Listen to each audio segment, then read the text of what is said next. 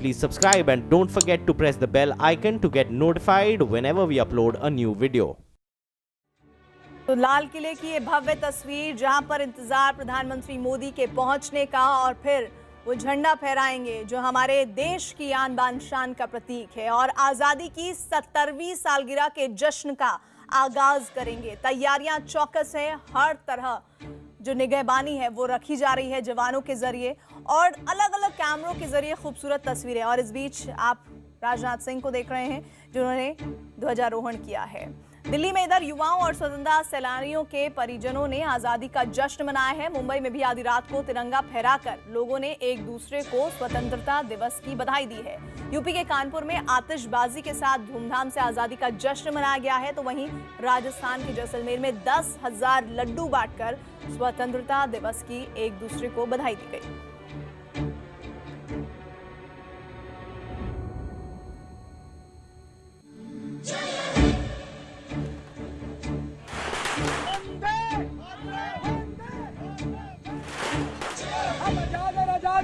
बहुत आगे तक देश पहुंचा है और मैं चाहती हूँ मेरा देश और आगे बढ़े, ऐसे ही तरक्की करे और हमें ऐसे ही अपनी फ्रीडम एंजॉय करने का हमेशा यूं ही मौका मिले। तो आप देख सकते हैं तैयारियां पूरी तरह से और इंतजार उस पल का जब प्रधानमंत्री मोदी यहां पर पहुंचेंगे। प्रणय, धीरे धीरे वो समय करीब आ रहा है। जी हाँ, धीरे धीरे वो समय करीब आ रहा है जब देश के 71वें स्वतंत्रता के मौके पर किले की प्राचीर से झंडा फहराएंगे और देश को संबोधित करेंगे।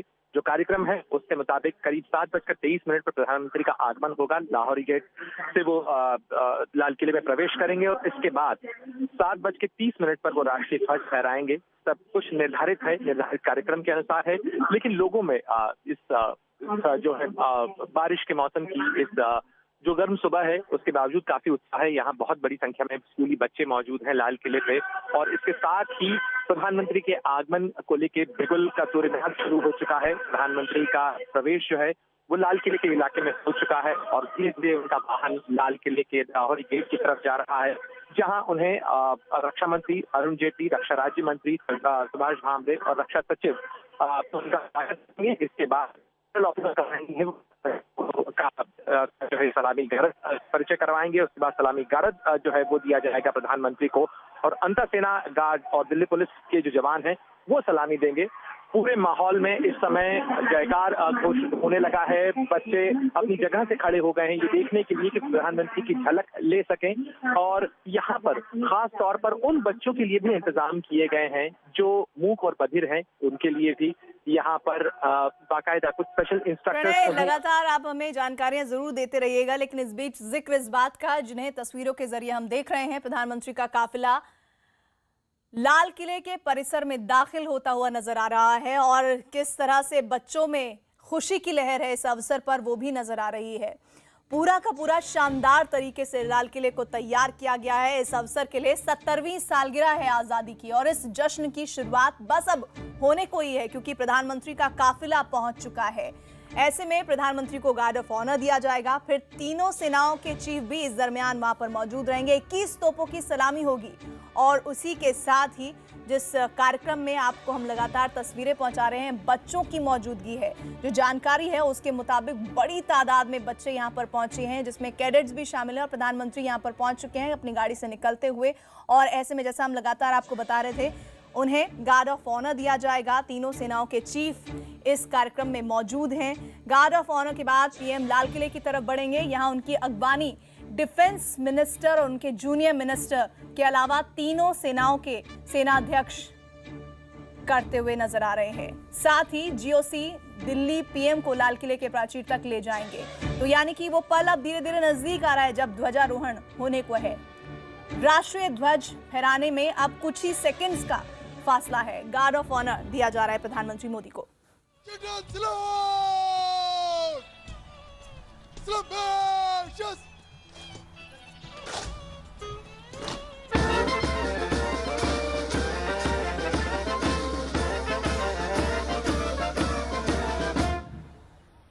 अंतर जिला पुलिस का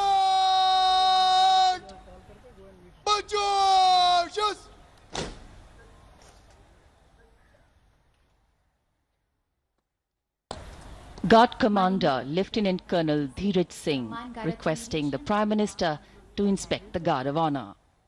तो गार्ड ऑफ ऑनर दिया जा रहा है और इसी के साथ ही 21 तोपों की सलामी भी दी जाएगी।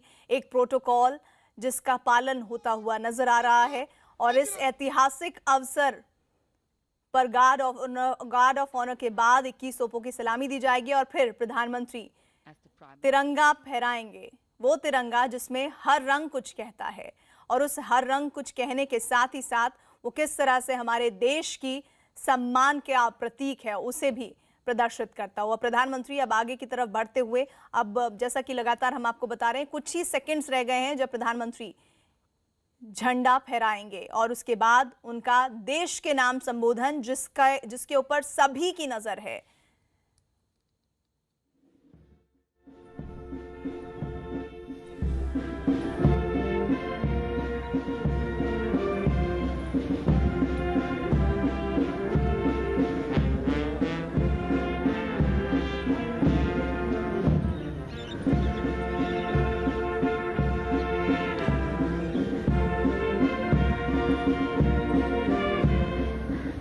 चीफ ने किस तरह से प्रधानमंत्री का स्वागत किया। अब गार्ड ऑफ ऑनर प्रधानमंत्री को दिया जा रहा है।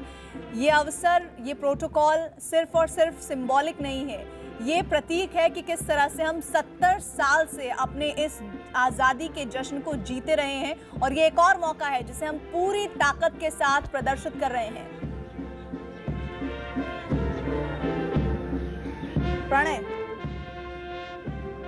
देखिए तीनों सेनाओं के जो गार्ड हैं उस गार्ड ऑफ ऑनर प्रधानमंत्री को दिया जा रहा है। इसके अलावा दिल्ली पुलिस का जो सलामी गार्ड है वो भी मौजूद है।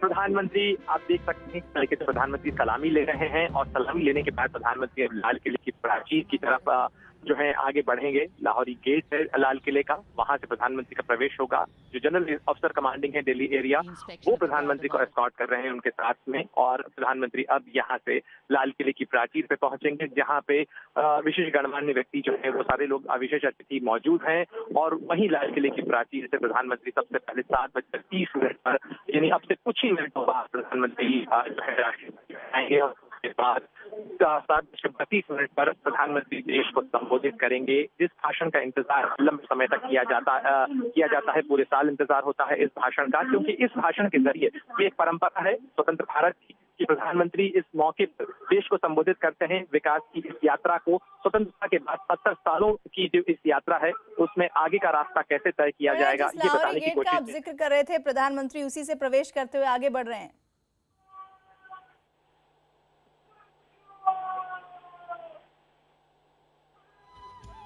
तो लगातार हम आपको दिखा रहे हैं लाहौरी गेट से प्रवेश करते हुए आगे बढ़ते हुए प्रधानमंत्री मोदी और अब कुछ ही मिनटों में ध्वजारोहण होगा और उसी के साथ ही प्रधानमंत्री की वो ऐतिहासिक स्पीच जिस पर सबकी निगाह बनी हुई है। एक खूबसूरत नज़ारा, प्रधानमंत्री इस वक्त आगे बढ़ते हुए उनके साथ गार्ड ऑफ ऑनर के तमाम सेना के अफसर और साथ ही साथ इस अवसर पर तमाम विपक्षी और सत्ता पक्ष के गणमान्य लोग मौजूद हैं।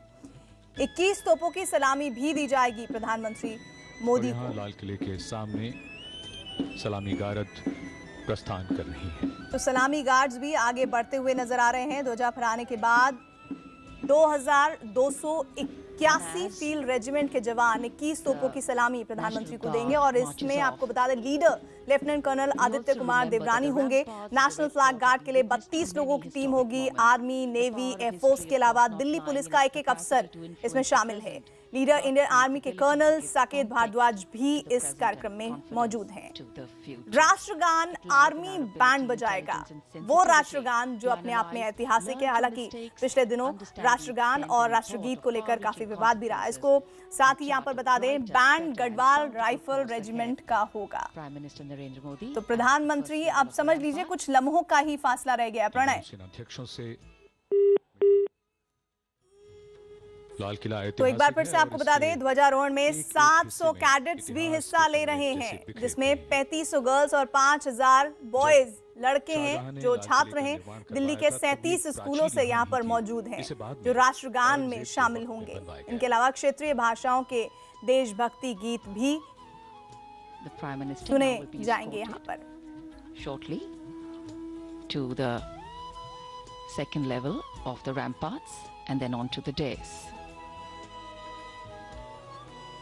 लाल किले की प्राचीर जिस पर 90 बरस तक यूनियन जैक दिखाई दिया और यहीं पहली बार 1947 में प्रणय, आज का दिन ऐतिहासिक इस लिहाज से भी है कि प्रधानमंत्री क्या कुछ बोलने वाले हैं, क्योंकि सर्जिकल स्ट्राइक, नोटबंदी, जीएसटी जैसे महत्वपूर्ण फैसलों के साथ आज उनका संबोधन और क्या खास होने जा रहा है, इस पर सबकी निगाह है।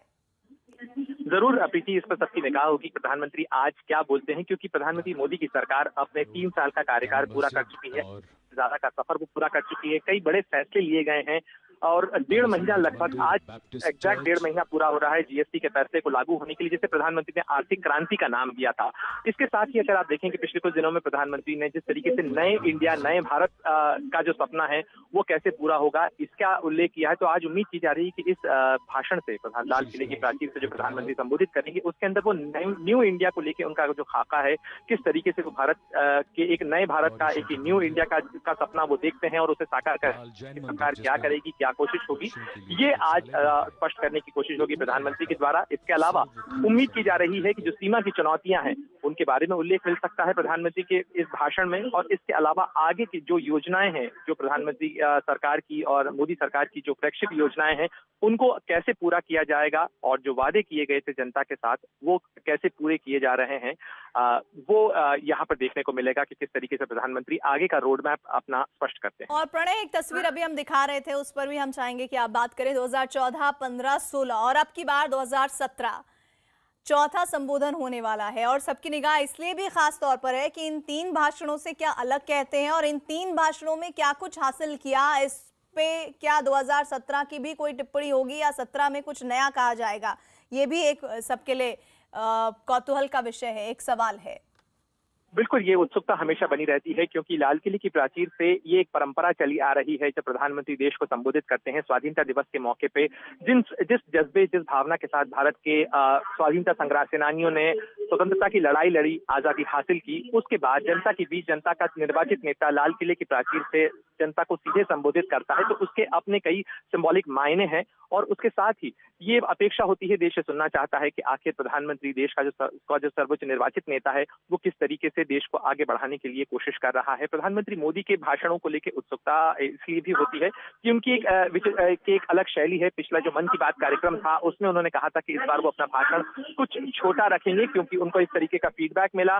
एक नई परंपरा शुरू करते हुए प्रधानमंत्री मोदी ने लोगों से सुझाव आमंत्रित किए थे कि लोग बताएं कि वो क्या सुनना चाहते हैं अपने प्रधानमंत्री से। लाल किले की प्राचीर से कोशिश होगी प्रधानमंत्री की कि जो उन्होंने माईगव या अपना नरेंद्र मोदी ऐप के माध्यम से लोगों से जो सुझाव मिले हैं उनको वो समाहित करेंगे, उनका रिफ्लेक्शन देखने को मिलेगा और जिस तरीके से आपने कहा कि आगे क्या रास्ता होगा और साथ ही क्या हासिल किया गया अब तक पिछले 3 सालों में उनकी सरकार ने, क्योंकि ये चौथा भाषण है उनका, तो उसमें क्या हासिल हुआ है अब तक और क्या आगे का रास्ता होगा, ये स्पष्ट करने की कोशिश प्रधानमंत्री मोदी की होगी। और साथ ही यहाँ पर एक और दिलचस्प बात है प्रणय, जिस पर हम लगातार लोगों को बता भी रहे हैं, वो ये कि प्रधानमंत्री मोदी के साथ, उनकी स्पीच के साथ एक रिकॉर्ड भी हुआ है, जो कि साल 2015 में उन्होंने स्पीच जो दी थी वो तकरीबन 86 मिनट की थी, जो कि जवाहरलाल नेहरू के 1947 में 72 मिनट के भाषण के स्पीच को, रिकॉर्ड जो स्पीच थी उसको तोड़ते हुए उन्होंने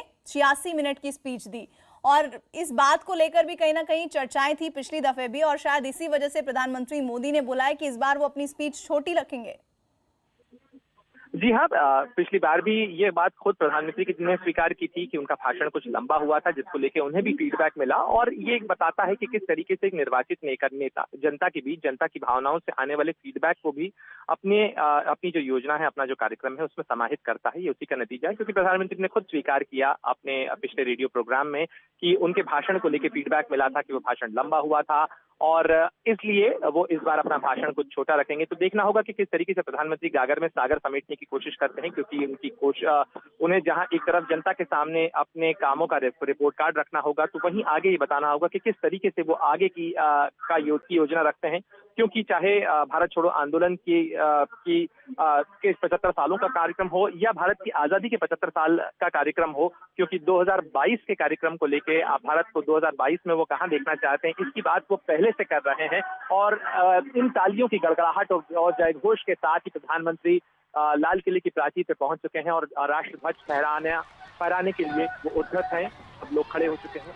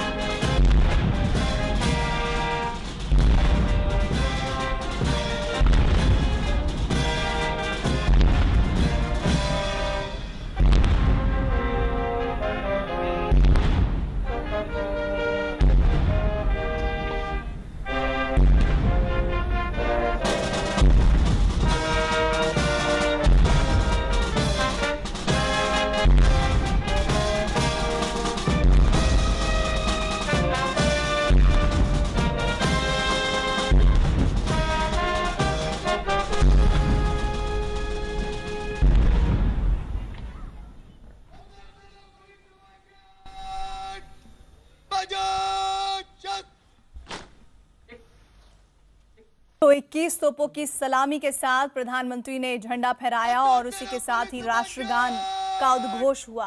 लाल किले की प्राचीर का आज ऐतिहासिक दिन एक बार फिर से सुनहरे अक्षरों में अंकित हो गया है। 70वीं सालगिरह का जश्न हम मना रहे हैं आज भारतवर्ष की, और ऐसे में जो कार्यक्रम है उसका शानदार आगाज, जिसकी तस्वीर आप इस वक्त देख रहे हैं।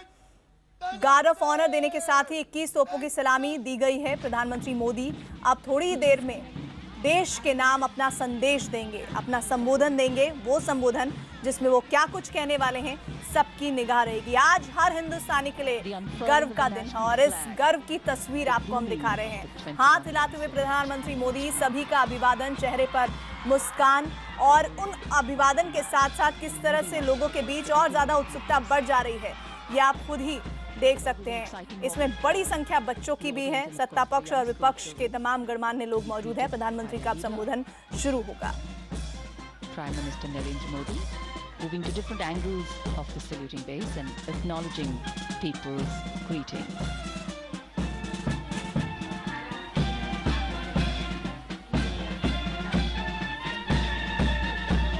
और अब बैंड ध्वजारोहण के इस कार्यक्रम में 700 कैडेट्स हिस्सा लिए हैं और खास तौर पर प्रधानमंत्री के जो दिल के करीब हैं वो बच्चे, जिसमें 3500 लड़कियां हैं, 5000 छात्र हैं।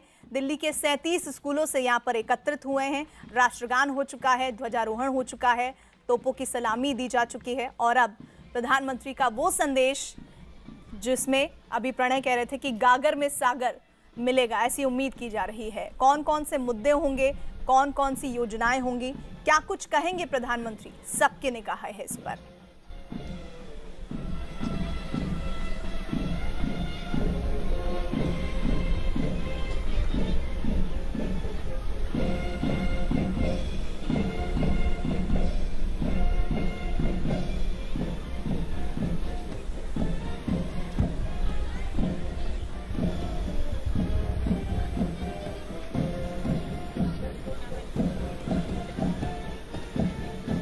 राष्ट्रगीत के साथ साथ प्रधानमंत्री के हाथ भी उन धुनों पर थिरकते हुए।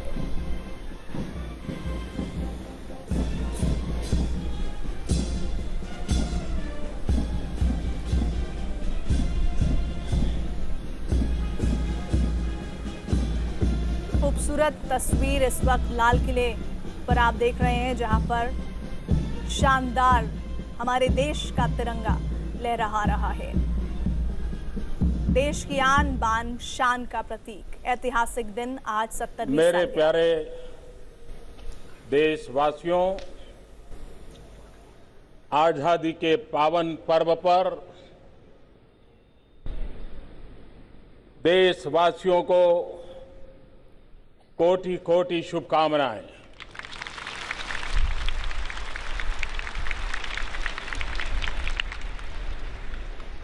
आज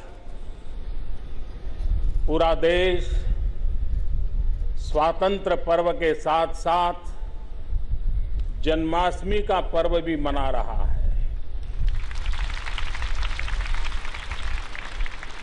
मैं मेरे सामने देख रहा हूं, बहुत बड़ी मात्रा में बाल कन्हैया भी यहां उपस्थित है।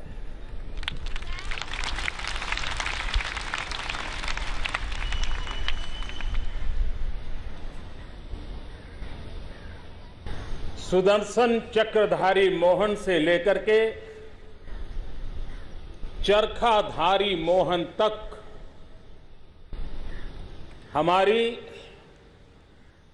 सांस्कृतिक ऐतिहासिक विरासत के हम सब धनी हैं। देश की आजादी के लिए, देश की आन बान शान के लिए, देश के गौरव के लिए जिन जिन लोगों ने अपना योगदान दिया है, यातनाएं झेली हैं, बलिदान दिया है, त्याग और तपस्या की पराकाष्ठा की है, ऐसे सभी महानुभावों को, माता बहनों को मैं लाल किले की प्राचीर से 125 करोड़ देशवासियों की तरफ से शत शत नमन करता हूं, उनका आदर करता हूं।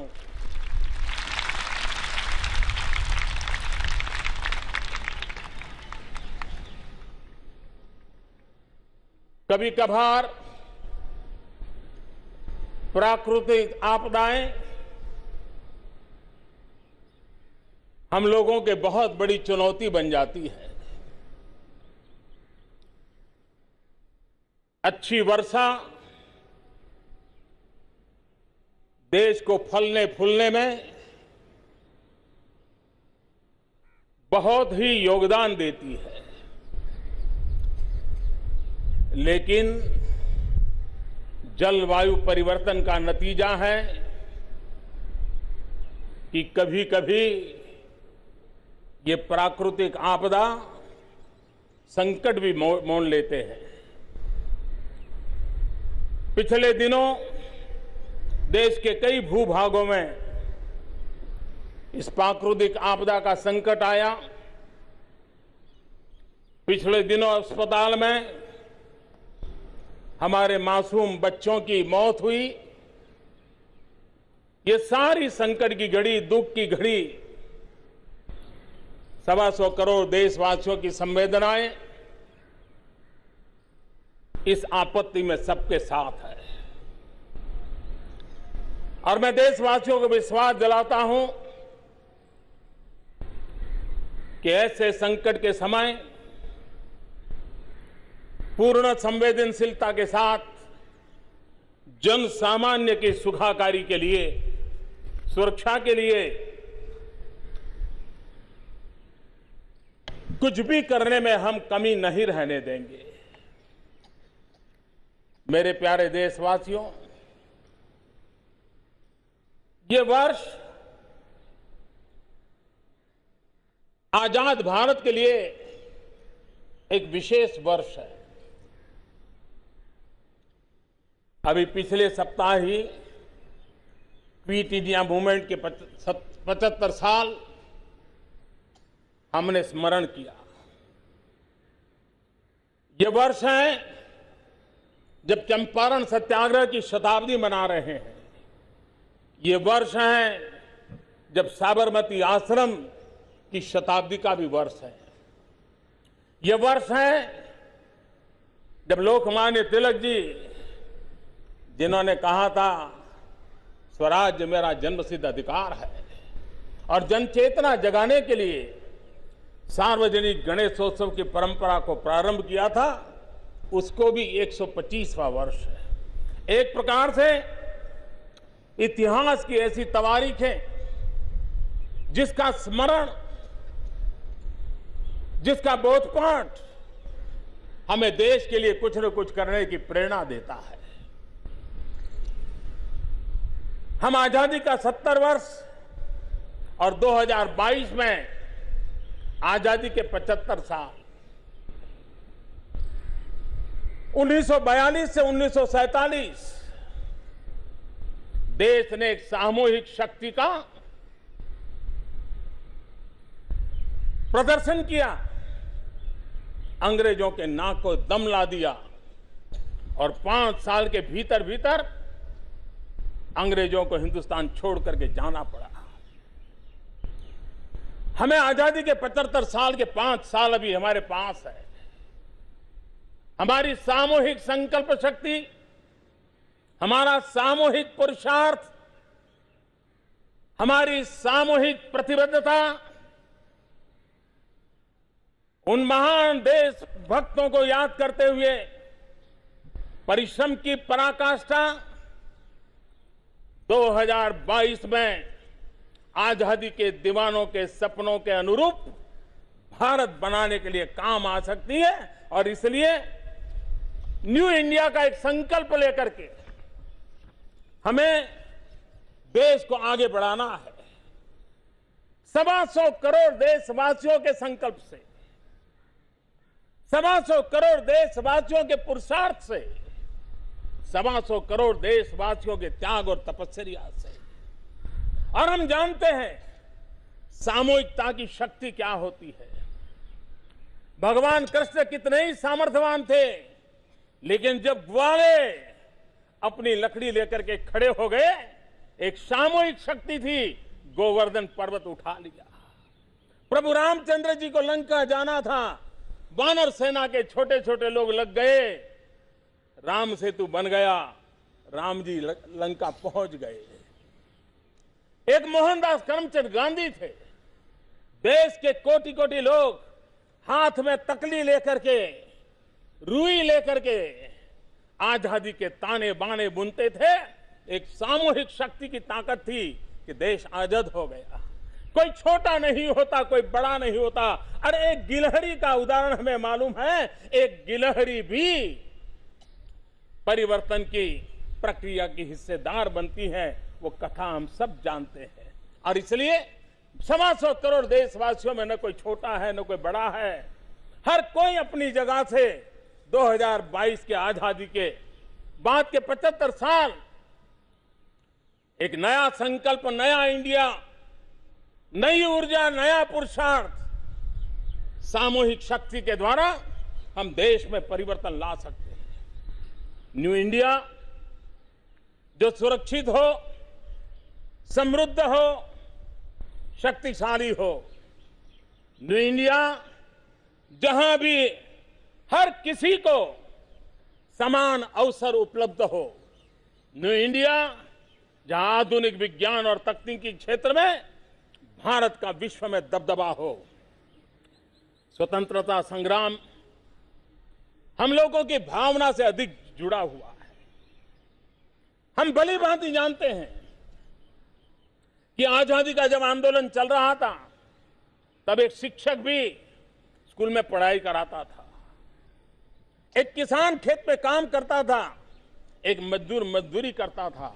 लेकिन जो करता था, उसके हृदय के, उसके मन मंदिर में, उसके भाव जगत में यह भाव था कि मैं जो भी काम कर रहा हूं, देश की आजादी के लिए कर रहा हूं।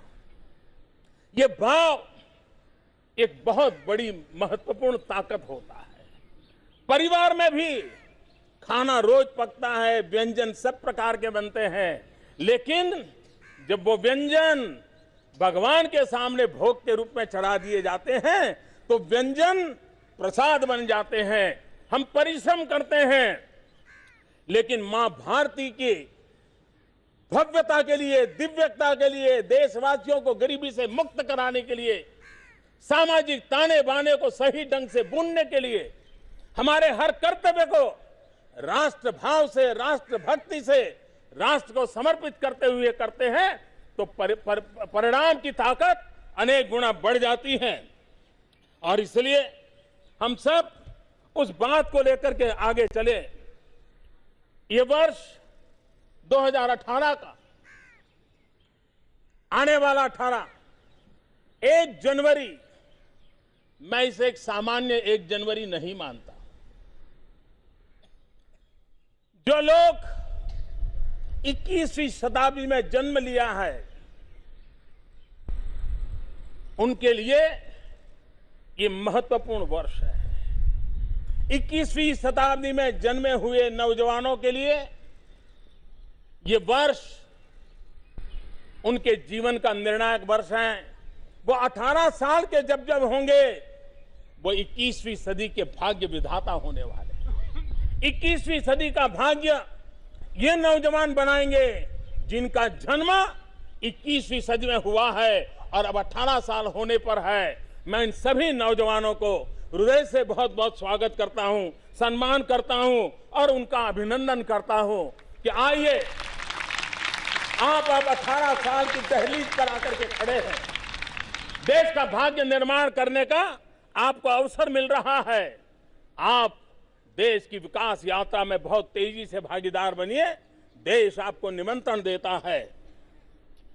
मेरे प्यारे देशवासियों, जब कुरुक्षेत्र के युद्ध में मैदान में अर्जुन ने श्री कृष्ण को ढेर सारे सवाल पूछे थे, तब कृष्ण ने अर्जुन से कहा था,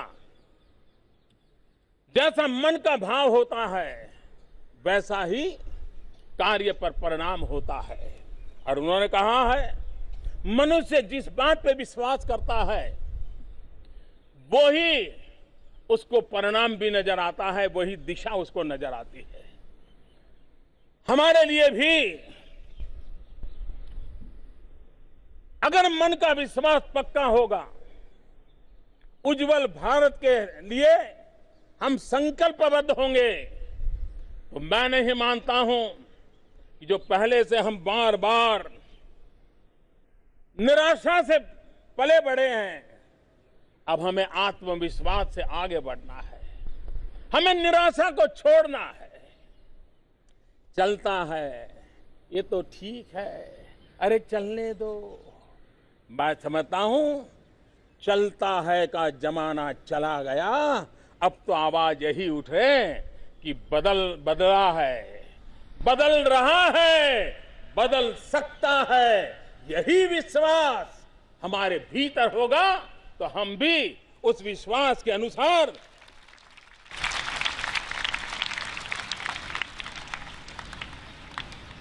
साधक हो, साधन हो, सामर्थ्य हो, संसाधन हो।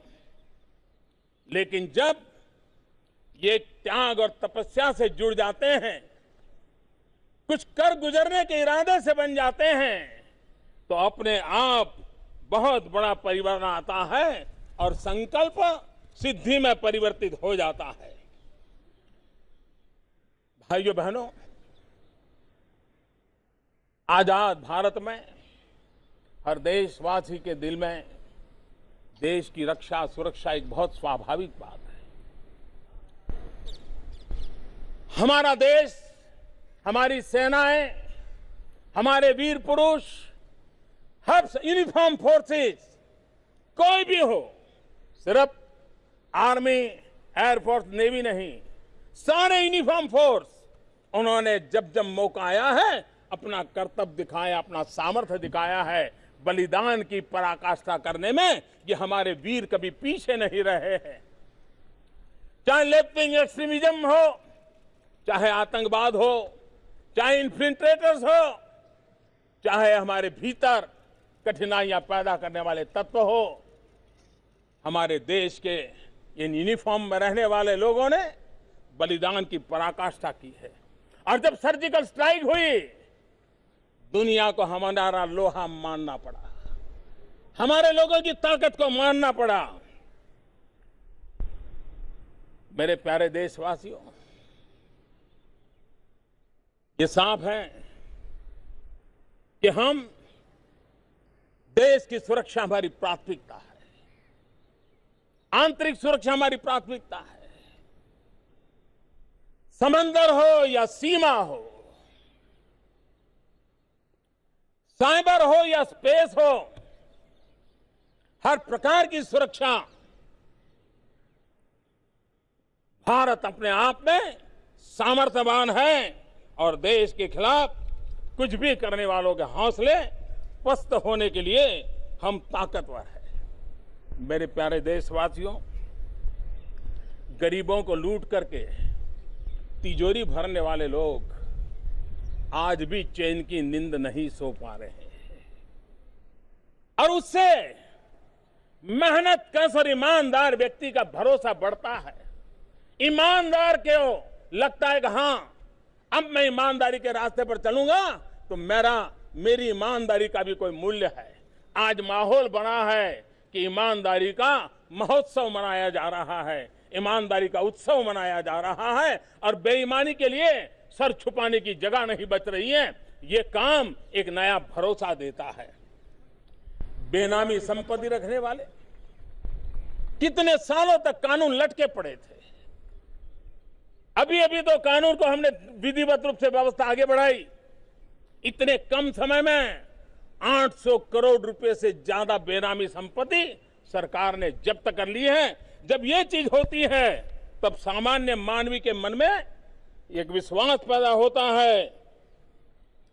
सामान्य मानवी के मन में एक विश्वास पैदा होता है कि यह देश ईमानदार लोगों के लिए है।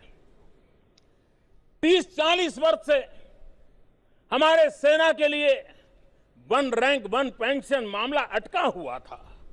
जब 1 रैंक 1 पेंशन अटका हुआ मामला सरकार उसको पूर्ण करती है, हमारे फौजियों की आशा आकांक्षा को पूर्ण करने की दिशा में सही कदम उठाती है, तो देश के लिए मर मिटने की उनकी ताकत और बढ़ जाती है।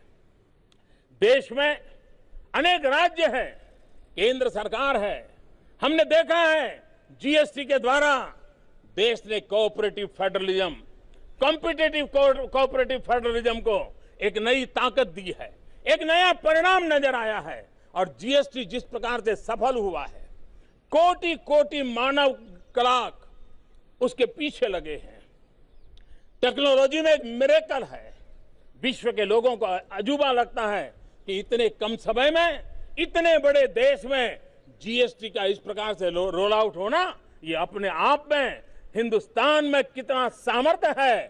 देश की हर पीढ़ी को एक विश्वास जगाने के लिए काम आता है। नई व्यवस्थाएं जन्म लेती है।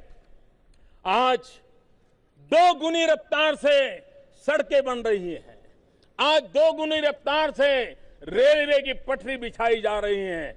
आज 14,000 से ज्यादा गांव जो आजादी के बाद भी अंधेरे में पड़े हुए थे, वहां तक बिजली पहुंचाई जा चुकी है और देश उजाले की तरफ बढ़ रहा है, वो हम साफ देख रहे हैं। गरीबों के 29 करोड़ गरीबों के जब बैंक अकाउंट खुलते हैं, किसानों के 9 करोड़ से ज्यादा सॉइल हेल्थ कार्ड निकलते हैं, 2.5 करोड़ से ज्यादा गरीब माताओं बहनों को लकड़ी के चूल्हे से मुक्ति मिलकर के गैस का चूल्हा मिलता है। गरीब और दलित आदिवासी का एक हौसला बुलंद हो जाता है। गरीब व्यक्ति मुख्य धारा में जुड़ता है और देश प्रगति की ओर आगे बढ़ रहा है। युवाओं को बिना गारंटी स्वरोजगार के लिए 8 करोड़ से ज्यादा लोन की स्वीकृति मिलती है। बैंक से मिलने वाले कर्ज में ब्याज दरों में कमी होती है। महंगाई पर नियंत्रण होता है। मध्यम वर्ग का मानवी अगर अपना घर बनाना चाहता है तो उसको घर बनाने के लिए कम ब्याज से पैसे मुहैया कराए जाते हैं। तब जाकर के देश के लिए करने के लिए देश आगे बढ़ेगा। इस विश्वास के साथ देश का जन सामान्य मानवी जुड़ता रहता है। वक्त बदल चुका है। आज सरकार जो कहती है वो करने के लिए संकल्पबद्ध नजर आती है। चाहे हमने इंटरव्यू खत्म करने की बात की हो, चाहे हमने प्रोसेस को खत्म करने की बात की हो। अकेले लेबर फील्ड में सामान्य छोटा सा कारोबारी भी 50-60 फॉर्म भरने पड़ते थे, उसको हमने कम करके सिर्फ 5 फॉर्म में ले आया। कहने का तात्पर्य यह है, मैं ढेर सारे उदाहरण दे सकता हूं। कहने का तात्पर्य यह है कि गुड गवर्नेंस की प्रोसेस को सिंप्लीफाई करना, उस दिशा में बल देने का परिणाम है कि आज तेज गति आई है, निर्णयों में तेज गति आई है। और इसलिए 125 करोड़ देशवासी इस विश्वास को लेकर के आगे बढ़ रहे हैं। मेरे प्यारे देशवासियों, आज भारत की साख विश्व में बढ़ रही है। आतंकवाद के खिलाफ लड़ाई मेरे देशवासी आपको जान करके खुशी होगी, आतंकवाद के खिलाफ लड़ाई में आज हम अकेले नहीं हैं। दुनिया के कई देश हमें सक्रिय रूप से मदद कर रहे हैं। हवाला का कारोबार हो तो दुनिया हमें जानकारी दे रही है। आतंकवादियों की गतिविधि के संबंध में विश्व हमें जानकारियां दे रहा है। हम विश्व के साथ कंधे से कंधा मिलाकर के आतंकवादियों के खिलाफ लड़ाई लड़ रहे हैं। मैं विश्व के जो देश हमें इस काम में भली भांति मदद कर रहे हैं, भारत की साख का गौरव बढ़ा रहे हैं, मैं उनका हृदय से अभिनंदन करना चाहता हूं। और यही वैश्विक हमारे संबंध भारत की शांति और सुरक्षा में भी एक नया आयाम जोड़ रहे हैं, नया बल दे रहे हैं। जम्मू कश्मीर का विकास, जम्मू कश्मीर की उन्नति, जम्मू कश्मीर के सामान्य नागरिक के सपनों को पूरा करने का प्रयास, ये जम्मू कश्मीर सरकार के साथ साथ हम देशवासियों का भी संकल्प है।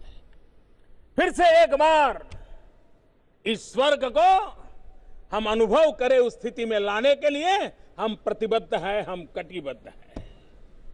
और इसलिए मैं कहना चाहता हूं, कश्मीर के अंदर जो कुछ भी होता है, बयानबाजी भी बहुत होती है, आक्षेप भी बहुत होते हैं, हर कोई एक दूसरे को गाली देने में लगा रहता है।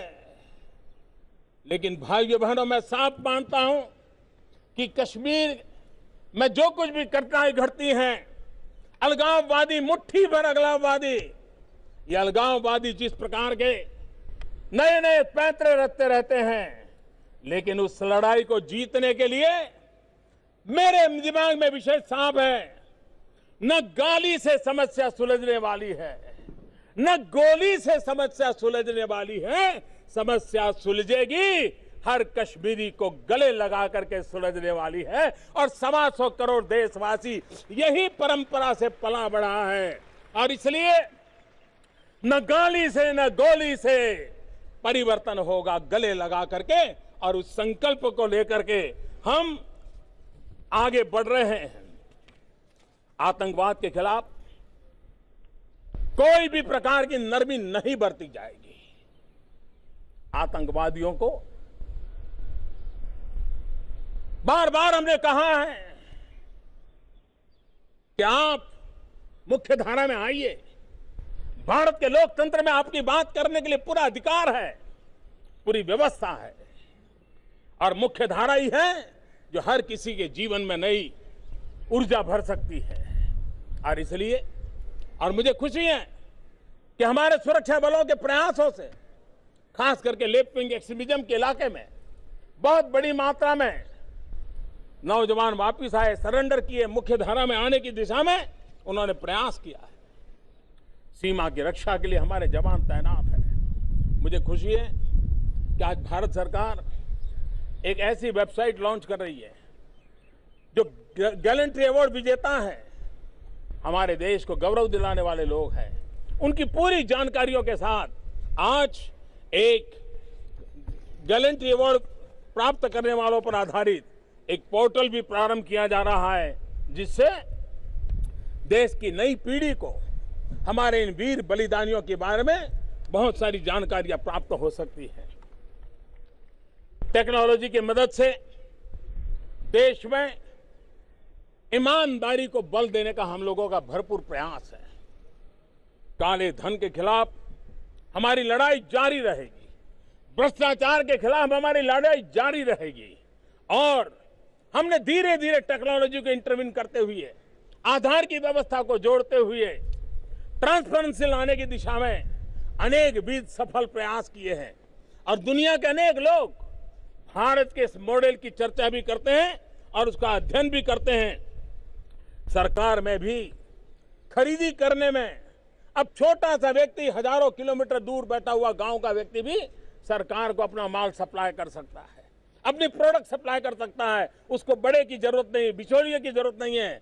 जेम नाम का एक पोर्टल बनाया है, GM, उसके द्वारा गवर्नमेंट प्रोक्योर कर रही है। बहुत सारी मात्रा में ट्रांसपेरेंसी लाने में सफलता मिली है।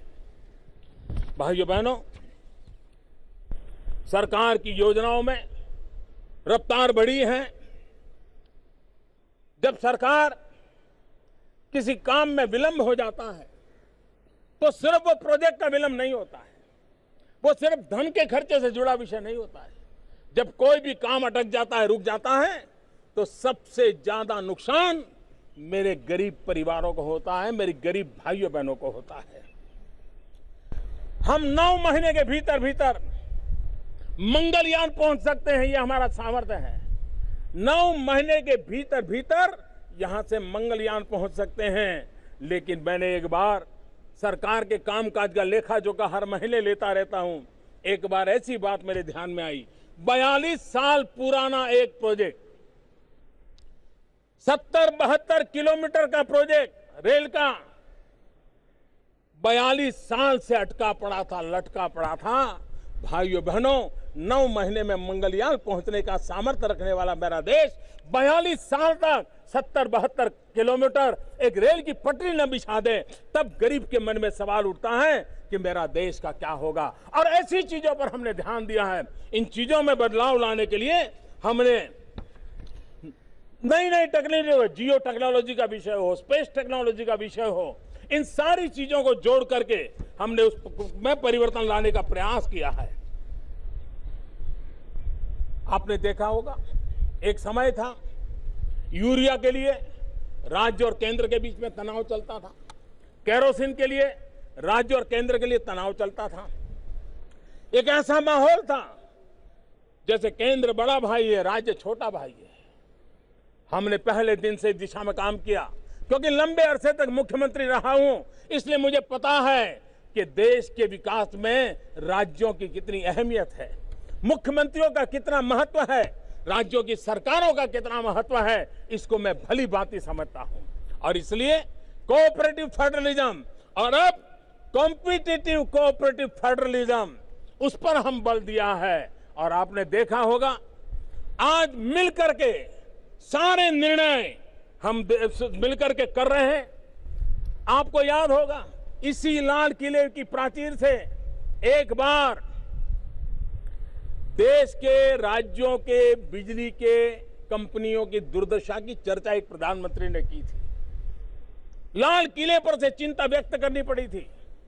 आज हमने राज्यों के साथ लेकर के उदय योजना के द्वारा राज्यों को ताकत दे करके उस बिजली के कारखानों के कारोबार में जो समस्याएं थी, उसका समाधान का काम मिलजुल करके किया। फेडरलिज्म का एक बहुत बड़ा सबूत है। जीएसटी के साथ साथ चाहे स्मार्ट सिटी का निर्माण की बात हो, चाहे स्वच्छता का अभियान हो, चाहे टॉयलेट की चर्चा हो, ईज ऑफ डूइंग बिजनेस की बात हो, ये सारे विषय ऐसे हैं कि हमारे देश के सभी राज्य कंधे से कंधा मिला करके आज भारत के साथ, भारत की सरकार कंधे से कंधा मिलाकर राज्य के साथ चलने में बहुत बड़ी सफल हो रही है। मेरे प्यारे देशवासियों, न्यू इंडिया हमारी सबसे बड़ी ताकत है लोकतंत्र। लेकिन हम जानते हैं कि हमने लोकतंत्र को मतपत्र तक सीमित कर दिया है।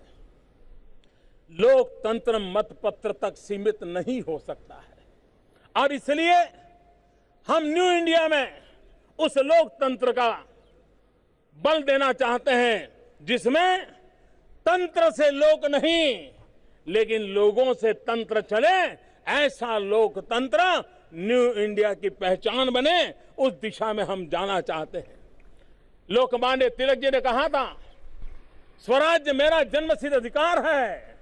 आजाद भारत में हम सबका मंत्र होना चाहिए, सुराज्य मेरा जन्मसिद्ध अधिकार है। सुराज्य हम सबका दायित्व होना चाहिए। नागरिक ने अपनी जिम्मेवारियां निभानी चाहिए, सरकारों ने अपनी जिम्मेवारियां निभानी चाहिए। स्वराज्य से स्वराज्य की ओर जब चलना है, देशवासी पीछे नहीं रहते। जब मैंने गैस सब्सिडी छोड़ने के लिए कहा, देश आगे आया।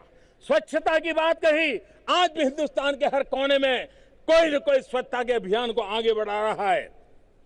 जब नोटबंदी की बात आई, दुनिया को आश्चर्य हुआ था, यहां तक लोग कह रहे थे अब मोदी गया।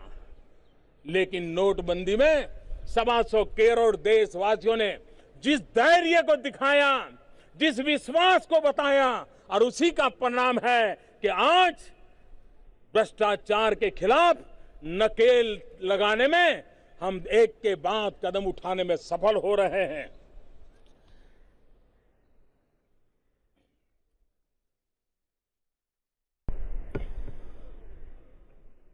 हमारे देश के लिए इस नई लोक भागीदारी की परंपरा, जन भागीदारी से ही देश को आगे बढ़ाने का हमारा प्रयास, यही हम लोगों के लिए रहेगा।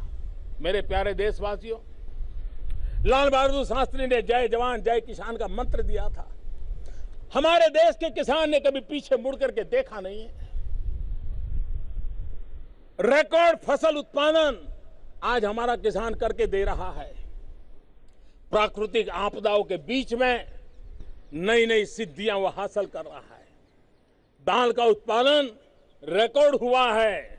और मेरे प्यारे भाइयों बहनों, मेरे किसान भाइयों बहनों, हिंदुस्तान में कभी भी सरकार में दाल खरीदने की परंपरा ही नहीं थी, और कभी एक आध बार किया हो तो हजारों में ही, हजारों टन के हिसाब से होता था। इस बार जब मेरे देश के किसानों ने दाल उत्पादन करके गरीब को पौष्टिक आहार का काम किया तो 16 लाख टन दाल सरकार ने खरीदने का ऐतिहासिक काम करके इस काम को बढ़ावा दिया। प्रधानमंत्री फसल बीमा योजना एक ऐसा सुरक्षा कवच मेरे किसान भाइयों से को मिला है। 3 साल पहले सिर्फ 3.25 करोड़ किसान इस प्रधानमंत्री फसल बीमा योजना, पहले दूसरे नाम से चलती थी, उसका लाभ लेते थे। आज प्रधानमंत्री फसल बीमा योजना में इतने कम समय में 125 करोड़ नए किसान इसके साथ जुड़ गए हैं और करीब करीब ये संख्या आगे चल करके 5.25 करोड़ पर पहुंची है। प्रधानमंत्री कृषि सिंचाई योजना, किसान को अगर पानी मिले तो मिट्टी में से सोना पैदा करने की ताकत रखता है, और इसलिए किसान को पानी पहुंचाने के लिए मैंने पिछली बार लाल किले से कहा था, उन योजनाओं में से 21 योजनाएं हम पूर्ण कर चुके हैं और बाकी 50 योजनाएं आने वाले कुछ समय में पूर्ण हो जाएगी। और टोटल 99 योजनाओं का मैंने संकल्प लिया है 2019 के पहले उन 99 बड़ी बड़ी योजनाएं परिपूर्ण करके किसान के खेत तक पानी पहुंचाने का काम हम पूर्ण कर देंगे। और किसान को बीज से बाजार तक जब तक हम व्यवस्था नहीं देते हैं, हमारे किसान के भाग्य को हम नहीं बदल सकते। और इसलिए उसके लिए इंफ्रास्ट्रक्चर चाहिए, उसके लिए सप्लाई चेन चाहिए। हर साल लाखों करोड़ रुपयों का हमारी सब्जी, हमारे फल, हमारी फसल बर्बाद हो जाती है। और इसलिए उसको बदलने के लिए एक तो फॉरेन डायरेक्ट इन्वेस्टमेंट को बढ़ावा दिया ताकि फूड प्रोसेसिंग के अंदर दुनिया हमारे साथ जुड़े, इंफ्रास्ट्रक्चर बनाने के लिए बढ़ावा दिया। और भारत सरकार ने प्रधानमंत्री किसान संपदा योजना लागू की है, जिसके कारण उन व्यवस्थाओं को निर्माण किया जाएगा जो बीज से बाजार तक किसान को हैंड होल्डिंग करेंगे, व्यवस्थाएं विकसित करेंगे और हमारे करोड़ों किसानों की जिंदगी में एक नया बदलाव लाने में हम सफल होंगे। बदलती डिमांड और टेक्नोलॉजी के कारण हमारे देश में नेचर ऑफ जॉब में भी बहुत बड़ा बदलाव आ रहा है। रोजगार से जुड़ी योजनाओं में, ट्रेनिंग के तरीके में 21वीं सदी की आवश्यकताओं के अनुसार मानव संसाधन के विकास के लिए भारत सरकार ने अनेक नई योजनाएं हाथ में ली। नौजवानों को बिना गारंटी बैंकों से पैसा मिले, इसके लिए बहुत बड़ा अभियान चलाया है। हमारा नौजवान अपने पैरों पर खड़ा हो, वो रोजगार पाने वाला नहीं, रोजगार देने वाला बने। और पिछले 3 साल में देखा है कि प्रधानमंत्री मुद्रा योजना के कारण करोड़ों नौजवान अपने पैरों पर खड़े हुए हैं। इतना ही नहीं, एक नौजवान 1 या 2, 3 और लोगों को भी रोजगार दे रहा है। शिक्षा के क्षेत्र में वर्ल्ड क्लास यूनिवर्सिटी बनाने के लिए हमने बंधनों से मुक्ति देने का एक बड़ा अहम कदम उठाया है। 20 यूनिवर्सिटियों का आह्वान किया है कि आप अपने भाग्य का फैसला कीजिए, सरकार कहीं बीच में नहीं आएगी। ऊपर से सरकार 1000 करोड़ रुपए तक की मदद करने के लिए भी तैयार है। आह्वान किया है, मुझे विश्वास है मेरे देश की शिक्षा संस्थाओं में जरूर आगे आएंगे, इसको सफल करेंगे। पिछले 3 वर्ष में 6 IIT, 7 नए IIM, 8 नए IIT इसका निर्माण किया है और शिक्षा को नौकरी के अवसरों के साथ जोड़ने का भी इस काम हमने किया है। मेरी माताएं बहनें, आज बहुत बड़ी मात्रा में परिवार में महिलाएं भी रोजगार के लिए जाती है और इसलिए रात्रि को भी उनको रोजगार का अवसर मिले, फैक्ट्रियों में काम करने का अवसर मिले, इसलिए लेबर लॉज में परिवर्तन करने का बहुत बड़ा अहम कदम उठाया। हमारी माताएं बहनें परिवार की भी एक अहम इकाई है। हमारा भविष्य निर्माण करने के लिए हमारी माताओं बहनों का योगदान बहुत बड़ा होता है और इसलिए मैटरनिटी लीव जो 12 सप्ताह की थी वो 26 सप्ताह उसको आय चालू रहेगी, इस प्रकार से देने का काम किया है। मैं आज हमारे महिलाओं के सशक्तिकरण के काम के संबंध में मैं खास करके मैं उन बहनों का अभिनंदन करना चाहता हूं जो 3 तलाक के कारण बहुत ही दुर्दैव जिंदगी जीने के लिए मजबूर हुई। कोई आश्रय नहीं बचा है और ऐसी पीड़ित 3 तलाक से पीड़ित बहनों ने पूरे देश में एक आंदोलन खड़ा किया। देश के बुद्धिजीवी वर्ग को हिला दिया। देश के मीडिया ने भी उनकी मदद की। पूरे देश में 3 तलाक के खिलाफ एक माहौल निर्माण हुआ। इस आंदोलन को चलाने वाली उस मेरी बहनों को जो 3 तलाक के खिलाफ लड़ाई लड़ रही है, मैं हृदय से उनका अभिनंदन करता हूं और मुझे विश्वास है कि माताओं बहनों को अधिकार दिलाने में उनकी इस लड़त में हिंदुस्तान उनकी पूरी मदद करेगा। हिंदुस्तान पूरी मदद करेगा और विमेन एम्पावरमेंट के इस महत्वपूर्ण कदम में वो सफल होकर रहेगी, ऐसा मुझे पूरा भरोसा है। मेरे प्यारे देशवासियों, कभी कभी आस्था के नाम पर धैर्य के भाव में कुछ लोग ऐसी चीजें कर बैठते हैं जो समाज के ताने बाने को बिखेर देती है। देश शांति, एकता और सद्भावना से चलता है। जातिवाद का जहर, संप्रदायवाद का जहर देश का कभी भला नहीं कर सकता है। यह तो गांधी की भूमि है, बुद्ध की भूमि है। सबको साथ लेकर के चलना ये इस देश की संस्कृति और परंपरा का हिस्सा है। हमें इसको सफलता से आगे बढ़ाना है और इसलिए आस्था के नाम पर हिंसा को बल नहीं दिया जा सकता है। अस्पताल में कोई पेशेंट के साथ कुछ हो जाए, अस्पताल जला दिया जाए, अकस्मात हो जाए, गाड़ियां जला दिया जाए, आंदोलन करे, सरकारी संपत्ति को जला दिया जाए। आजाद हिंदुस्तान के लिए ये किसका है? हम 125 करोड़ देशवासियों की संपत्ति है। ये सांस्कृतिक विरासत किसकी है? ये हम 125 करोड़ देशवासियों की सांस्कृतिक विरासत है। ये आस्था किसकी है? हम 125 करोड़ देशवासियों की आस्था है और इसलिए आस्था के नाम पर हिंसा का रास्ता इस देश में कभी भी चल नहीं सकता। यह देश कभी स्वीकार नहीं कर सकता है और इसलिए मैं देशवासियों से आग्रह करूंगा। उस समय भारत छोड़ो का नारा था, आज नारा है भारत जोड़ो। व्यक्ति व्यक्ति को हमने साथ लेना है, जन जन को साथ लेना है, समाज के हर तबके को साथ लेना है और उसी को लेकर के हमें देश को आगे बढ़ाना है। समृद्ध भारत बनाने के लिए हमारी मजबूत अर्थव्यवस्था चाहिए, संतुलित विकास चाहिए, नेक्स्ट जनरेशन इंफ्रास्ट्रक्चर चाहिए, तब जाकर के हमारे सपनों के भारत को हम अपनी आंखों के सामने देख सकते हैं।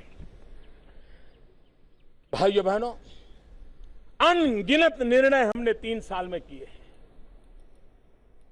कुछ चीजों को नोटिस किया गया है, कुछ चीजें शायद नोटिस में नहीं आई है, लेकिन एक बात महत्वपूर्ण है, जब आप इतना बड़ा बदलाव करते हैं तो रुकावटें आती हैं, गति रुक जाती है। लेकिन ये सरकार की कार्यशैली देखिए, अगर ट्रेन भी किसी रेलवे स्टेशन से पास गुजरती है, जब ट्रैक बदलती है तो 60 से चलने वाली स्पीड को उसको 30 की स्पीड लाना पड़ता है। ट्रैक बदलने पर ट्रेन की स्पीड कम हो जाती है। हमने पूरे देश को एक नए ट्रैक पर ले जाने का प्रयास कर रहे हैं, लेकिन हमने उसकी स्पीड कम न होने नहीं दी है, हमने उसकी गति को बरकरार रखा है। चाहे जीएसटी लाए हो, कोई भी कानून लाए हो, कोई भी नई व्यवस्था लाए हो, हम उसको करने में सफल हुए हैं और हम आगे भी इसको हम करेंगे। हमने इंफ्रास्ट्रक्चर को बल दिया है, अभूतपूर्व खर्च इंफ्रास्ट्रक्चर के दिए जा रहे हैं। रेलवे स्टेशनों का आधुनिकीकरण हो, छोटे शहर में चाहे एयरपोर्ट बनाना हो, चाहे वाटरवे की व्यवस्था करनी हो, चाहे रोडवेज की व्यवस्था करनी हो, चाहे गैस ग्रिड बनानी हो, चाहे पानी की ग्रिड करानी हो, चाहे ऑप्टिकल फाइबर नेटवर्क करना हो, हर प्रकार के आधुनिक इंफ्रास्ट्रक्चर को हम बल दे रहे हैं। मेरे प्यारे देशवासियों, 21वीं सदी में भारत को आगे बढ़ाने का एक सबसे ऊर्जावान क्षेत्र है हमारा पूर्वी हिंदुस्तान। इतना पोटेंशियल है, सामर्थ्यवान मानव संसाधन है, अपार प्राकृतिक संपदा है, परिश्रम के धनी है, संकल्प कर करके जिंदगी बदलने का सामर्थ्य रखते हैं। हमारा पूरा ध्यान पूर्वी उत्तर प्रदेश, बिहार, बंगाल, आसाम, नॉर्थ ईस्ट, उड़ीसा, ऐसे सामर्थ्यवान हमारे राज्य हैं जहां प्राकृतिक संपदा भरपूर है, उसको आगे बढ़ा करके देश को एक नई ऊंचाई पर ले जाने की दिशा में हम प्रयत्नरत है। भाइयों बहनों, भ्रष्टाचार मुक्त भारत एक बड़ा अहम काम, उसको हम बल देने का प्रयास कर रहे हैं। सरकार बनने के बाद पहला काम किया था एसआईटी बनाने का। आज 3 साल के बाद मैं देशवासियों को बताना चाहता हूं, गर्व से बताना चाहता हूं, 3 साल के भीतर भीतर करीब करीब 1.25 लाख करोड़ रुपयों से भी ज्यादा काला धन को हमने खोल दिया है, उसको पकड़ा है और उसको सरेंडर करने के लिए मजबूर किया है। उसके बाद हमने नोटबंदी का फैसला किया। नोटबंदी के द्वारा हमने अनेक महत्वपूर्ण सफलताएं प्राप्त की हैं। जो काला धन छिपा हुआ था उसको मुख्य धारा में आना पड़ा। और आपने देखा होगा कि हम कभी 7 दिन, 10 दिन, 15 दिन बढ़ाते जाते थे, कभी पेट्रोल पंप पर, कभी दवाई दुकान पर, कभी रेलवे स्टेशन पर पुरानी नोट लेने का जारी रखते थे, क्योंकि हमारा प्रयास था कि एक बार जो भी धन है वो बैंकों में एक फॉर्मल इकोनॉमी का हिस्सा बन जाए, और उस काम को हमने सफलतापूर्वक पार किया। और इसका कारण ये हुआ है, अभी जो रिसर्च हुआ है, करीब 3 लाख करोड़ रुपया, ये सरकार ने रिसर्च नहीं किया है, बाहर के एक्सपर्ट ने किया है। नोटबंदी के बाद 3 लाख करोड़ रुपया जो अतिरिक्त, जो कभी बैंकिंग सिस्टम में वापस नहीं आता था, वो आया है। बैंकों में जमा की गई राशि में 2.25 लाख करोड़ से अधिक राशि शक के घेरे में है। कम से कम 2 लाख करोड़ रुपया से ज्यादा काला धन उसको बैंकों तक पहुंचना पड़ा है, और अब व्यवस्था के साथ उनको अपना जवाब देने के लिए मजबूर हुए हैं। नए काले धन पर भी बहुत बड़ा रुकावट आ गई है। इस वर्ष इसका परिणाम देखिए, 1 अप्रैल से 5 अगस्त तक इनकम टैक्स रिटर्न दाखिल करने वाले नए व्यक्तिगत करदाताओं की संख्या 56 लाख। पिछले साल उसी अवधि में ये संख्या सिर्फ 22 लाख थी, डबल से भी ज्यादा। ये कारण काले धन के खिलाफ हमारी लड़ाई का परिणाम है। 18 लाख से ज्यादा ऐसे लोगों को पहचान लिया गया है जिनकी आय उनके हिसाब किताब से कुछ ज्यादा है, बेशुमार ज्यादा है, और इसलिए ये अंतर का उनको जवाब देना पड़ रहा है।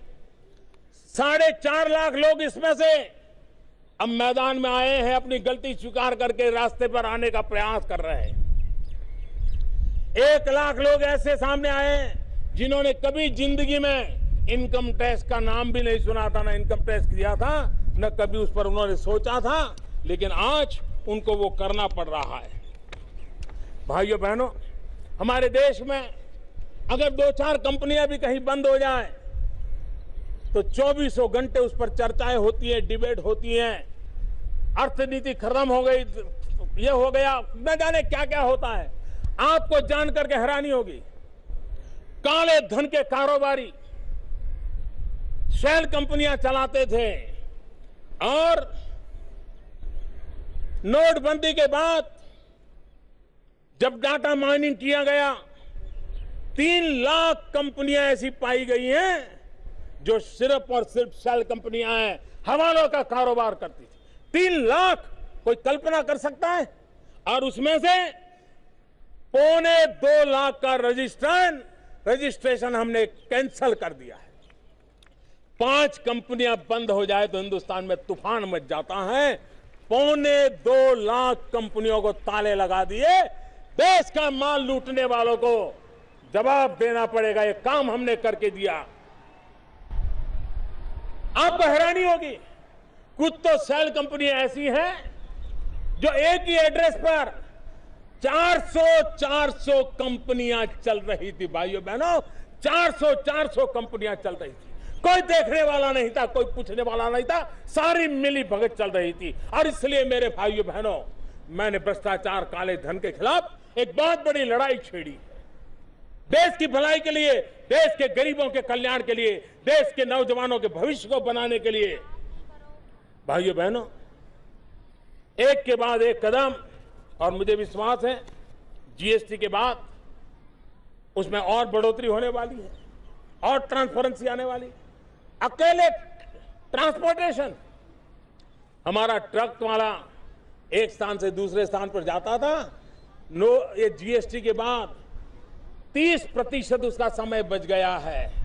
चेक पोस्ट खत्म होने के कारण हजारों करोड़ रुपयों की तो बचत हुई है, सबसे बड़ी बचत समय की हुई है। एक प्रकार से उसकी 30% एफिशिएंसी बढ़ रही है। आप कल्पना कर सकते हैं हिंदुस्तान के ट्रांसपोर्ट जगत में 30% एफिशिएंसी बढ़ने का मतलब क्या होता है। एक जीएसटी के कारण इतना बड़ा परिवर्तन आया है।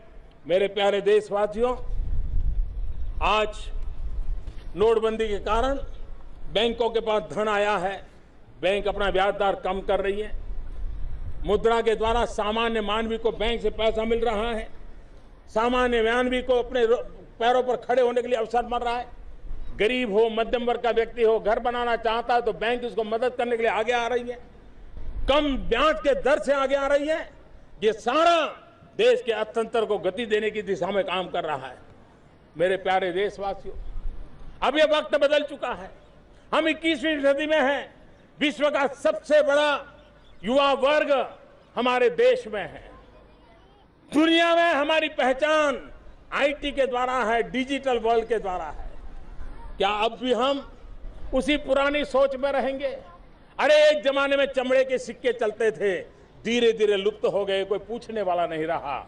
आज जो कागज की नोट है, समय आते रहते वो सारा का सारा डिजिटल करेंसी में कन्वर्ट होने वाला है।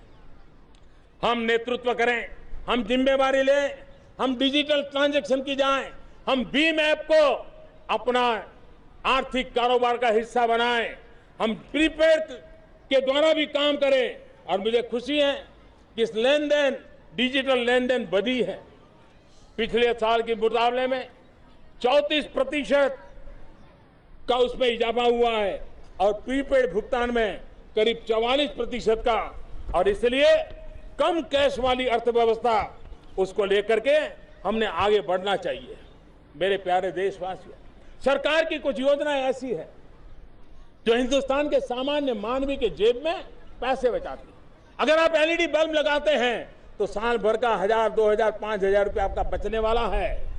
अगर आप स्वच्छ भारत में सफल होते हैं तो गरीब का 7000 रुपया दवाई का खर्चा बंद होता है। महंगाई पर नियंत्रण आपका बढ़ते हुए खर्च को रोकने में सफल हुआ है। एक प्रकार से आपकी बचत है। जन औषधि केंद्रों के द्वारा सस्ती दवाई की दुकान गरीब के लिए एक बहुत बड़ा आशीर्वाद बनी है। हमारे यहाँ ऑपरेशन के पीछे, स्टेंट के पीछे जो खर्च होते थे, आने वाले दिनों में नी के ऑपरेशन के लिए भी जो खर्च किया जाए, हमारी कोशिश है कि गरीब और मध्यम वर्ग के मानवी के लिए एक खर्च कम हो, और उसके लिए हम एक के बाद एक कदम उठा रहे हैं। पहले हमारे देश में राज्यों के मुख्यालय में ही डायलिसिस हुआ करते थे। हमने तय किया हिंदुस्तान के जिला केंद्रों तक डायलिसिस पहुंचाएंगे। करीब 350-400 जिलों तक पहुंचा दिया और मुफ्त में डायलिसिस करके गरीब की जिंदगी बचाने का काम आज हम कर रहे हैं। आज देश गर्व कर सकता है कि हमने विश्व के सामने अपनी व्यवस्थाओं को विकसित किया है। जीपीएस सिस्टम के द्वारा नाविक नेविगेशन की व्यवस्था आज करने में हम सफल हुए हैं। हमने सार्क सैटेलाइट के द्वारा हमने पड़ोसी देशों के साथ मदद करने का सफल अभियान किया है। हम तेजस हवाई जहाज के द्वारा आज दुनिया के अंदर अपनी अहमियत पहुंचा रहे हैं। भीम आधार ऐप दुनिया के अंदर डिजिटल ट्रांजैक्शन के लिए एक अजूबा बना हुआ है। रुपे कार्ड, हिंदुस्तान में रुपे कार्ड करोड़ों की तादाद में है, और अगर वो ऑपरेशनल हो जाएगा, गरीबों के जेब में है, तो दुनिया का ये सबसे बड़ा हो जाएगा। और इसलिए मेरे प्यारे देशवासियों, मेरा आपसे यही आग्रह है कि हम न्यू इंडिया का संकल्प लेकर के आगे बढ़े, समय के रहते हुए करें। और हमारे यहां शास्त्रों में कहा गया है, अनियत कालाह प्रवृत्तयो विप्लवन्ते। सही समय पर अगर कोई कार्य पूरा नहीं किया गया तो फिर इच्छित परिणाम कभी नहीं मिलते हैं। और इसलिए टीम इंडिया के लिए, 125 करोड़ देशवासियों की टीम इंडिया के लिए आज हमें संकल्प लेना होगा 2022 तक न्यू इंडिया बनाने का। और ये काम हम खुद करेंगे, कोई करेगा ऐसा नहीं, हम खुद करेंगे, देश के लिए करेंगे, पहले से अच्छा करेंगे, पहले से ज्यादा करेंगे, समर्पण भाव से करेंगे। 2022 में भव्य दिव्य हिंदुस्तान देखने के लिए करेंगे। और इसलिए हम सब मिलकर के एक ऐसा भारत बनाएंगे जहां गरीब के पास पक्का घर हो, बिजली हो, पानी हो। हम सब मिलकर एक ऐसा भारत बनाएंगे जहां देश का किसान चिंता में नहीं, चैन से सोएगा। आज वो जितना कमा रहा है उससे 2022 तक 2 गुना कमाएगा। हम सब मिलकर के एक ऐसा हिंदुस्तान बनाएंगे जहां युवाओं, महिलाओं को अपने सपने पूरे करने के लिए भरपूर अवसर उपलब्ध होंगे। हम सब मिलकर के एक ऐसा भारत बनाएंगे जो आतंकवाद, संप्रदायवाद और जातिवाद से मुक्त होगा। हम सब मिलकर के एक ऐसा भारत बनाएंगे जहां भ्रष्टाचार और भाई भतीजावाद से कोई समझौता नहीं होगा। हम सब मिलकर के एक ऐसा भारत बनाएंगे जो स्वच्छ होगा, स्वस्थ होगा और स्वराज के सपने को पूरा करेगा। और इसलिए मेरे प्यारे देशवासियों, हम सब मिलकर के हम इस विकास की दौड़ में आगे चलने का प्रयास करेंगे।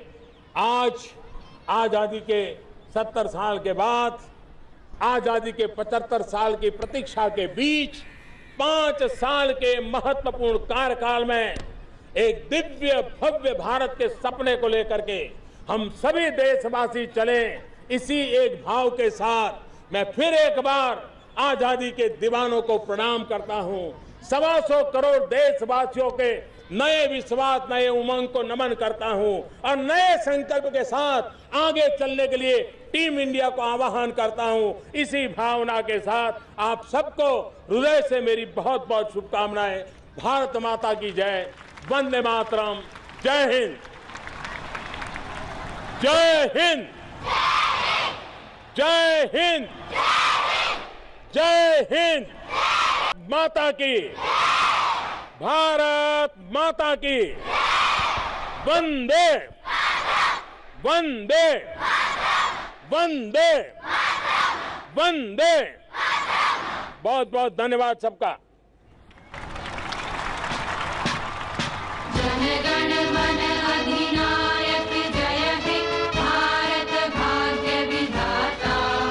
पंजाब सिंध गुजरात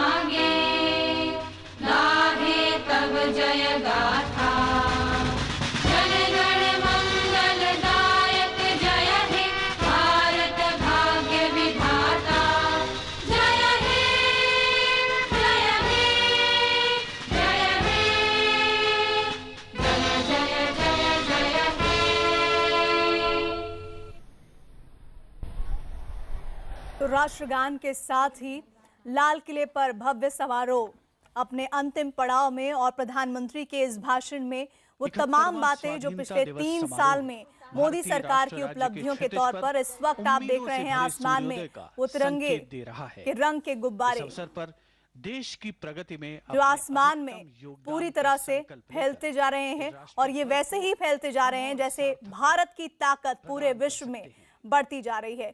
एक बार फिर से अभिवादन करते हुए प्रधानमंत्री मोदी वहां मौजूद तमाम गणमान्य लोगों के लिए तिरंगा फहरा रहा है। ऊपर आसमान में गुब्बारे तिरंगे के रंग के नजर आ रहे हैं और एक खूबसूरत नजारा, प्रधानमंत्री हाथ जोड़कर अभिवादन करते हुए। और अब इस कार्यक्रम के अंतिम पड़ाव में हम पहुंच चुके हैं, लेकिन जो प्रधानमंत्री का भाषण हुआ वो अपने आप में बहुत खास था।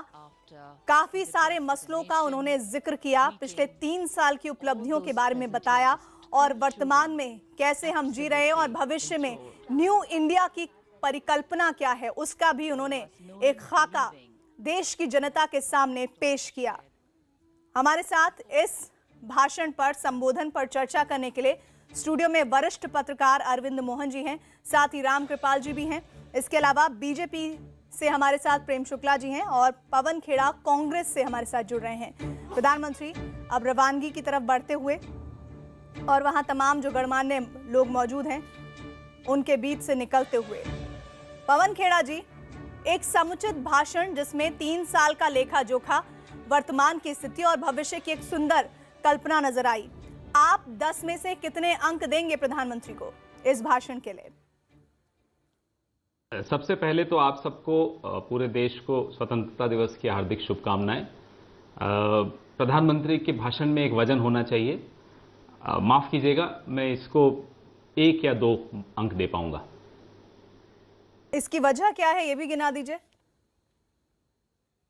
देखिए, जैसा मैंने कहा, कोई वजन नहीं था और कौन सा लेखा जोखा दिया मुझे तो ये नहीं समझ में आ रहा। स्वच्छ भारत का आप टारगेट अचीवमेंट देख लीजिए तो 21% से ज्यादा नहीं जाता। तो पहले तो इनको अकाउंट देना चाहिए। देश भी इंतजार करता है इस दिन की, हम सब इंतजार करते हैं हमारे प्रधानमंत्री जी क्या बोलेंगे और जो पिछले 3 सालों में बोला उसका क्या लेखा जोखा होगा। आज तक आरबीआई तो नोट गिन नहीं पाई कि कितना काला धन वापस आ गया। ये बोले जा रहे हैं काला धन आ गया, तो अच्छा नहीं लगता। इस लाल किले की प्राचीर से ऐतिहासिक भाषण हुए हैं, इस तरह से नहीं बोलना चाहिए जिसमें आपके पास तथ्य नहीं हो। नौकरियों की बात करें तो 2,31,000 नौकरियां पिछले साल दे पाए हैं, बातें करोड़ों की करते हैं। और क्या बोलना क्या चाह रहे थे, हमें तो ये नहीं। महिलाओं की सुरक्षा की बात पे हल्का सा टच किया, ट्रिपल तलाक पे पहुंच गए। न इनको कुंदू याद आई वर्णिका, न इन्हें रागिनी दुबे याद आई। तो ये गलत है। इसमें पार्टीजान नहीं होना चाहिए कि अपने राज्य में कुछ हुआ तो बोलो ही नहीं, हमारे बीजेपी का राज्य में हुआ है। तो इस तरह से प्रधानमंत्री पूरे देश के होते हैं और 15 अगस्त को तो हम सब उनको सुनने के लिए सुबह अलार्म लगा के उठते हैं कि देखिए प्रधानमंत्री जी क्या बोलेंगे। तो देश बड़ा मायूस महसूस कर रहा है कि प्रधानमंत्री को तथ्यों के साथ बोलना चाहिए। कह रहे हैं इतने लाख कंपनियां डीरजिस्टर हो गई, तो ये भी बता देते कितनों पे प्रोसिक्यूशन शुरू किया आपने, क्या एक्शन ले रहे हैं आप उनके खिलाफ। और अगर इतना काला धन आ गया है तो दीजिए मेरे 15 लाख। जनता तो ये भी पूछेगी अब, जब आप क्यों इस तरह के डेटा देते हैं जो कि बिल्कुल डेटा ही गलत। मुझे तो उन लोगों पर बुरा लगता है जो प्रधानमंत्री जी को इस तरह की गलत सूचनाएं देते हैं, गलत डेटा देते हैं। ये अच्छा नहीं लगा, देश को भी अच्छा नहीं लगा इस तरह का भाषण। चलिए, आप जो बातें कह रहे हैं उस पर हम बातचीत आगे करेंगे और साथ ही प्रेम शुक्ला जी भी हमारे साथ है। पवन जी, आपको मैं बधाई नहीं दे पाई थी आज के दिन की, आपको शुभकामनाएं मेरी तरफ से भी। और प्रेम शुक्ला जी, 10 में से 2 अंक भी बमुश्किल दे पा रहे हैं पवन खेड़ा जी प्रधानमंत्री के इस भाषण को लेकर। उन्होंने कहा कि आंकड़ों की गणित में उलझाने की कोशिश जरूर प्रधानमंत्री करते आए, लेकिन जो आंकड़े आरबीआई नहीं दे पाई वो प्रधानमंत्री कैसे दे रहे हैं?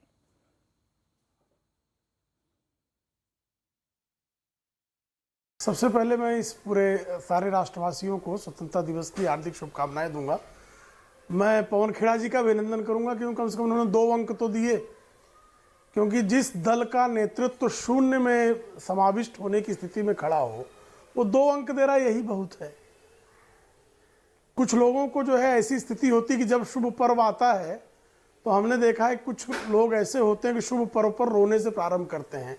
उनको किसी का सुख देखा नहीं जाता।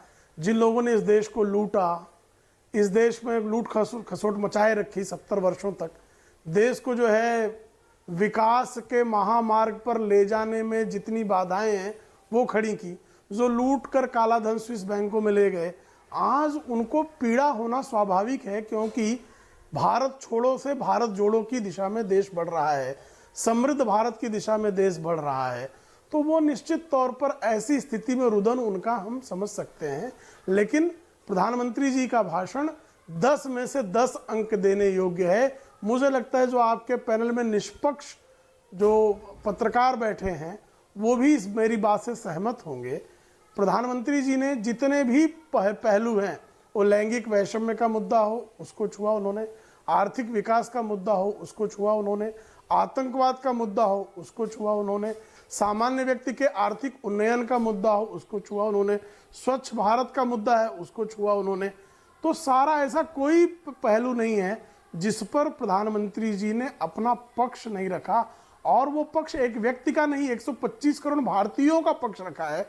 लेकिन उसके बाद भी कुछ लोगों मैं रोकूंगी यहाँ पर प्रेम शुक्ला जी, बहुत ही खूबसूरत तस्वीरें इस वक्त आ रही हैं। प्रधानमंत्री मोदी बाल गोपाल, आज जन्माष्टमी का अवसर है और ठीक जो कैडेट्स बच्चे इसमें शामिल हुए इस कार्यक्रम में उनसे मिलने के लिए, और हम सब जानते हैं प्रधानमंत्री बच्चों के बेहद करीब हैं, वो अपने आप को बच्चों के बीच पाकर खुद बच्चा बन जाते हैं, और इस बीच जो बाल गोपाल नजर आ रहे हैं तो समझ में आता है कि उनकी उत्सुकता और भी ज़्यादा बढ़ गई होगी, और ऐसे में वो बच्चों से बातचीत कर रहे हैं, उनका हालचाल जाहिर तौर पर जान रहे होंगे और पूछ रहे होंगे कि आपको अच्छा लगा, कैसा लग रहा है यहाँ आके, और बच्चों के बीच अपने आप को पाकर वो किस तरह से खुश नजर आ रहे हैं, इसे शब्दों में बयां कर पाना मुश्किल है। देखिए, और बच्चे भी पूरी तरह से उन्हें घेर लेना चाहते हैं, वो भी दोनों हाथ अपने हिलाते हुए नजर आ रहे हैं।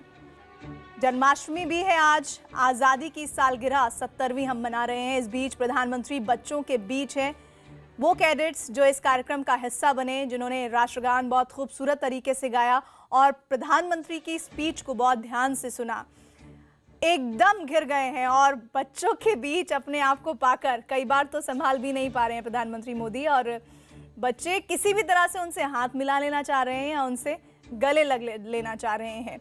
अब भीड़ आगे हटाते हुए प्रधानमंत्री अपने काफिले में शामिल होने की कोशिश करते हुए, और लेकिन बच्चे हैं कि मानते नहीं, बच्चे लगातार उन्हें घेरे हुए हैं और उनका हाथ पकड़ लेना चाहते हैं, उनसे गले लग लेना चाहते हैं।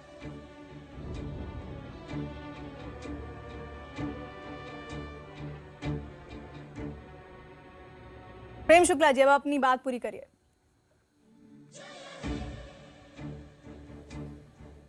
आप देख रहे हैं किस तरह से बच्चों में भी आदरणीय नरेंद्र मोदी जी लोकप्रिय हुए हैं।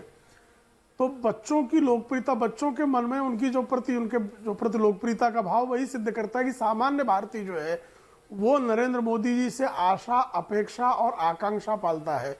वो देखता है कि भारत का बेहतर भविष्य किसी के हाथों में सुरक्षित है और कोई भारत के भविष्य को सुदृढ़ करने के लिए अहर्निश कार्य कर रहा है। उस व्यक्तित्व का साथ बच्चा भी खड़ा होकर दे रहा है। लेकिन जिन्होंने जो है राजनीति में गच्चा खाया है, जो पराजित हुए हैं चुनाव में, जिनको लग रहा है कि अब हमारा भविष्य अंधकार में है, उनको, ऐसे पवन खेड़ा जी जैसे कांग्रेस के नेताओं को वो प्रधानमंत्री जी का भाषण रास नहीं आएगा। और वो पहले ही, जैसे ही आपने उनसे पूछा स्वतंत्रता दिवस की शुभकामनाओं का शब्द समाप्त होने के बाद जिस तरह से जहर बोने का काम किया, निश्चित तौर पर कांग्रेस शुक्ला जी, आपकी इन बातों पर जरूर पवन खेड़ा भी रिएक्ट करना चाह रहे होंगे, लेकिन मैं उससे पहले हमारे स्टूडियो में मौजूद वरिष्ठ पत्रकार रामकृपाल जी की तरफ रुख करना चाहूंगी। रामकृपाल जी, आप 10 में से कितने अंक देंगे प्रधानमंत्री के इस भाषण को और इसकी वजह क्या गिनाएंगे?